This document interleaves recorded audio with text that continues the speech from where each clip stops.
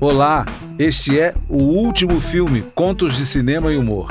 Eu sou Roberto Machado Júnior, autor do livro que dá nome a este podcast, e vou te acompanhar em leituras interpretadas dos contos que fazem parte dessa coletânea inspirada no universo do cinema.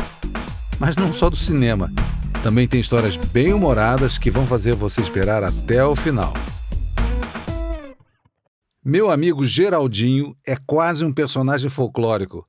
Lá no Arraial da Ajuda, tem histórias de fazer o cara mais triste rolar de tanto rir. O conto de hoje é baseado em fatos que aconteceram há mais ou menos uns 10 anos. O nome dessa história é O Cadeirudo. A casa confortável que Geraldo construiu com a herança deixada pelo pai possui 2 detalhes que me impressionaram profundamente quando a visitei e continuam me causando grande perplexidade cada vez que a ela retorno. O primeiro, e mais fascinante, é que todos os tijolinhos maciços que compõem as paredes e colunas, tanto da parte externa quanto dos cômodos internos, desde aqueles que estão ao rés do chão até os que sobem ao forro, todos, sem exceção, foram minuciosamente esculpidos com formas sinuosas. Durante 1 ano, o artista executou essa tarefa, ora deitado no chão, ora de pé numa pequena escada. Nesse longo período, Geraldo começou a se parecer com um panda vermelho do Himalaia. O cabelo, os pelos do corpo e a espessa barba ficavam impregnados do pó encarnado que saltava dos tijolinhos cada vez que recebiam uma pancadinha da afiada talhadeira. As batidas caprichosas formavam figuras abstratas grosseiras. Em seguida, cada tijolo era lixado pacientemente para suavizar os contornos, pontas e arestas. Quando pela primeira vez vi esse imenso trabalho, creio que foi no verão de 1996, tive a sensação de penetrar numa antiga capela manuelina. Lembrei-me imediatamente das paredes monumentais do Castelo de Tomar. A visão era de uma beleza imponente que beirava a religiosidade. Quantos tijolos ele talhou? É impossível dizer com precisão. Só mesmo alguém compulsivo como Geraldo seria capaz de esculpir toda essa casa. Tentei calcular a quantidade de trabalho árduo necessário para que aquele ambiente fosse criado, mas desisti. Meu amigo fizera tudo sozinho e em nenhum momento se preocupara com a matemática dos tijolos, o que revigorou em mim a crença no esforço solitário do indivíduo criador para alcançar a evolução espiritual e descobrir dentro de si o poder necessário para erigir obras de grande magnitude. As esculturas agrupadas vertical e horizontalmente, tijolo a tijolo, sem dúvida, me impressionaram pela beleza plástica, mas foram sua representação quase sacra e sua dimensão espacial que me deixaram de queixo caído. Embora parecesse o trabalho de 10 homens, fora apenas um senhor de 65 anos, 1,68 m de altura e 100 quilos que o executara. Geraldo foi viver no sul da Bahia na década de 1980, deixando para trás sua inesquecível Niterói. É baixo e gordo. O tronco e os braços largos são de alguém habituado ao trabalho pesado.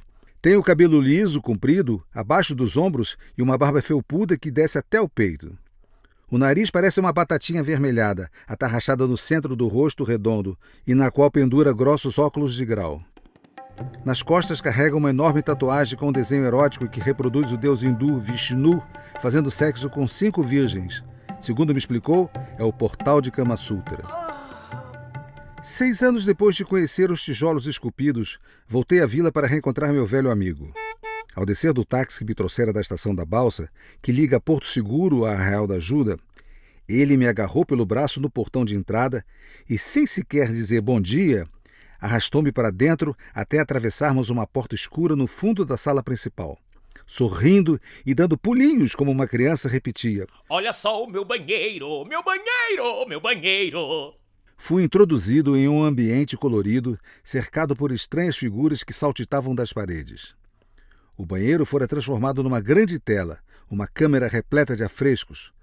Todas as paredes estavam minuciosamente cobertas com desenhos multicoloridos que retratavam pequenos personagens em poses sensuais. Não pude deixar de pensar em outra obra que está no Museu do Prado e da qual gosto muitíssimo, O Jardim das Delícias, mas aqui era diferente. Em vez das figuras monstruosas de Jerônimos Bosch, o que se via eram pleiades de seres minúsculos em delírio carnal, obesos, narigudos, alados, todos com a silhueta distorcida, tão característicos do universo geraldiano. Imediatamente veio-me a figura do trabalhador solitário e incansável. Geraldo deitado com sua imensa barriga para cima, com a tatuagem da suruba hinduísta nas costas roçando o piso frio do banheiro, enfiando o pincel entre o lavabo e o vaso sanitário, pintando obsessivamente cada pedaço de parede com suas recorrentes vaginas dentadas e pirocas voadoras. Tenho uma boa razão para ter descrito a vocês esses 2 vigorosos trabalhos. Queria lhes dar uma dimensão desse criador persistente, do tipo que não vemos hoje em dia. Geraldo é um artista inteiro, 24 horas, 7 dias por semana. É obsessivo em tudo, obsessivo ao pintar, ao esculpir, ao desenhar e ao se tatuar. E, tal como em sua arte, é obsessivo quando se trata de comida, particularmente quando evoca as empadinhas feitas com a receita de sua mãe. Sim, empadinhas. Entre as facetas não artísticas de Geraldo, a que mais chama atenção é seu gosto por comer. Não pela comida em si, mas pelo ato de comer. Geraldo conversa com o que come. Quando põe algo na boca, emite sons libidinosos, ininteligíveis e comumente faz comentários sussurrados. Você tá tão gostoso hoje, meu hamburguinho. Adoro você assim macio, meu bolinho de fubá. Chama carinhosamente o biscoito recheado de meu negresquinho. Balbucia palavras eróticas para os coxinhos de galinha e entra em delírio quando morde um risole de carne. Meu risolinho! O caso que vou lhes contar de fato aconteceu e me foi relatado pelo próprio artista na última visita que lhe fiz. Como muitos sabem, os nascidos e criados na antiga capital fluminense são verdadeiros adoradores de empada, aquela que suavemente esfarela quando retirada da forminha antes de ser deglutida. A receita teve origem na zona de Meretrício do porto da cidade no pós-guerra. O gosto pela empada feita com massa podre alastrou-se por todo o município e essa delícia não falta em nenhuma festinha ou comemoração. Geraldo sempre foi um admirador do pitel. Classificava cada unidade de forma rudimentar por seu atributo fundamental: mais camarão ou menos camarão. Ao mudar-se para o Arraial da Ajuda, todavia, nunca mais encontrou uma com o mesmo gosto de antes. As empadas baianas definitivamente não se comparam com as que sua mãe e sua tia assavam para ele na infância. Na Bahia, cometem a suprema heresia de colocar no recheio 3 coisas que não combinam: batata, ervilha e azeitona.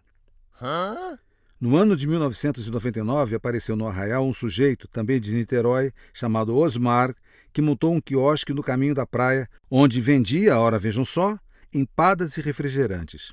Geraldo provou e aprovou a iguaria, cujo sabor peculiar o transportava à cozinha da casa onde fora criado. Virou frequentador assíduo do quiosque. Toda a tarde, pegava sua bicicleta e ia ter com Osmar para comer 1 ou 2 ou 3 de camarão. Havia outros sabores, mas Geraldo, metodicamente, só comia de camarão sem catupiry, pois o queijo é outro ingrediente que, segundo afirma, azeda a empada. Para acompanhar, tomava uma Coca-Cola média em garrafa de vidro com canudinho. E deveria ser dessa forma, pois o artista também era um notório apreciador da bebida gasosa. Especialista em coisas desimportantes, ele afirmava que o sabor mais intenso e mais gostoso da Coca-Cola nas garrafas de vidro se devia ao material inativo e impermeável que não se misturava ao conteúdo. Na garrafa média de vidro, o sabor e a cor são naturais e o gás tem maior durabilidade do que em outros materiais. Por isso, se recusava a tomar Coca-Cola de garrafa, PET ou de máquina. E se alguém lhe oferecia bebida concorrente, gritava: odeio Pepsi! O tal Osmar, dono do quiosque, era um sujeito alto, de olhar simpático, um tipo bonachão. Atrás do balcão, só era possível ver seu corpo do umbigo para cima. Abaixo da cintura, ele era muito largo, com um traseiro imenso e pernas finas. Seu corpo, realmente desproporcional, parecia uma pera gigante sustentada por 2 palitinhos.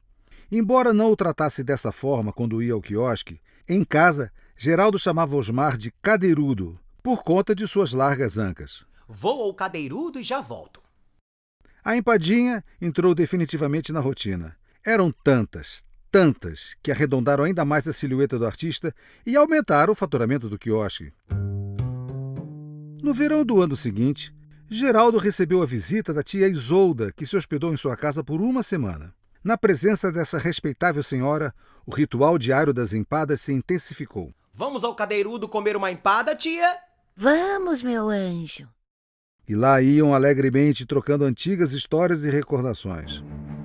Nem todos têm a capacidade para perceber a sutileza com que se constroem as relações humanas. Pequenos deslizes são capazes de ruir estruturas que se supunham sustentadas por bases sólidas. O dia começava a escurecer e Geraldo não pôde sair. Pediu à tia que trouxesse empadas para comê-las em casa. Ela atendeu.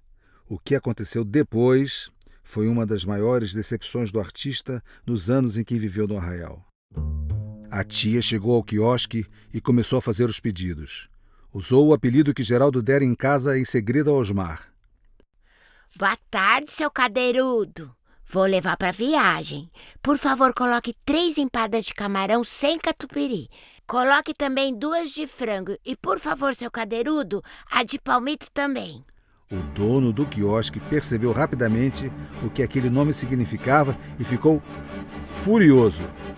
Cadeirudo? O apelido não era apenas uma brincadeira de mau gosto, era uma discriminação, uma ofensa rasteira à forma de seu corpo. No mesmo instante, Osmar deixou de ser aquele sujeito simpático e que sorria para todos. Calado e carrancudo, atendeu a velha senhora sem dizer uma palavra. Na tarde do dia seguinte, Geraldo aproveitou a brisa que soprava da praia para dar um passeio e fazer sua regular parada no quiosque. Ao chegar, não viu que o dono lhe observava de soslaio. Apoiou a bicicleta no descanso e cumprimentou o amigo. E aí, Osmar? Osmar? Osmar?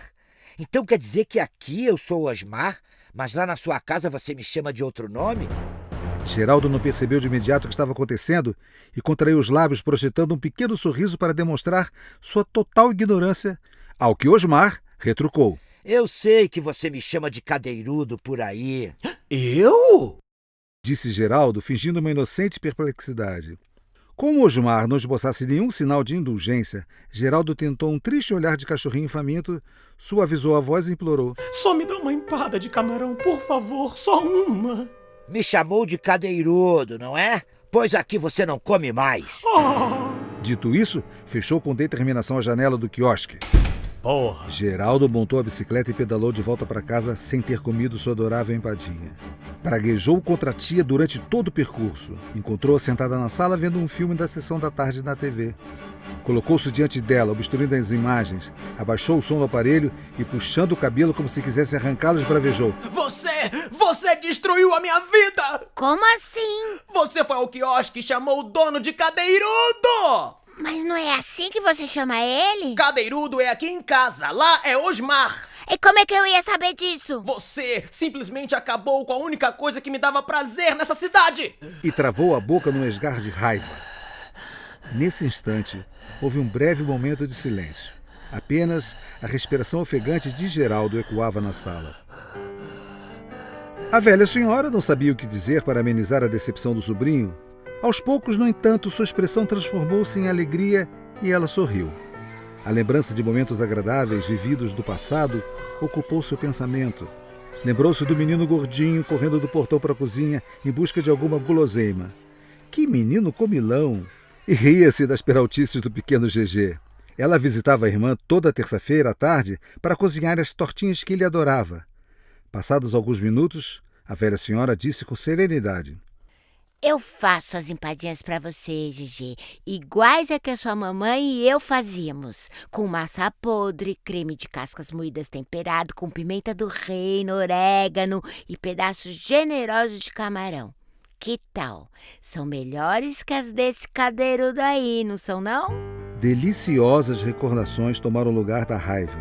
Geraldo fechou os olhos e recobrou a imagem da mãe e da tia na cozinha, amassando com força a massa podre, batendo as cascas de camarão no liquidificador para adicioná-las ao creme de cebola. O mal-estar que o dominara ao entrar na sala desapareceu por completo. Com um olhar subserviente, disse para a tia. Então eu vou comprar o camarão e a farinha e já volto. Não esqueça a Coca-Cola, meu anjo. Nota do autor. Eu fiz uma ligação telefônica para Geraldo para contar-lhe que havia escrito essa história e ele pediu que a lesse. Depois de ouvir tudo sem interromper, fez as seguintes retificações. Não foi a tia dele quem entregou o apelido, mas a mãe da mulher de Claudino, seu vizinho de muro. Osmar, na verdade, riu muito quando soube do apelido e, sendo um bom comerciante, nunca parou de vender as empadinhas a Geraldo. Não perderia seu melhor cliente. Este episódio teve a participação de Hugo Germano, Edu Alves e Yara Janra. Esse foi mais um conto do podcast O Último Filme, Contos de Cinema e Humor. O livro impresso você encontra nas livrarias mais alternativas do Rio e de São Paulo. Se preferir ler no digital, a versão Kindle está disponível na loja da Amazon. A trilha sonora é de Paulo Baiano e essa é uma realização da Yupa Brasil Produções.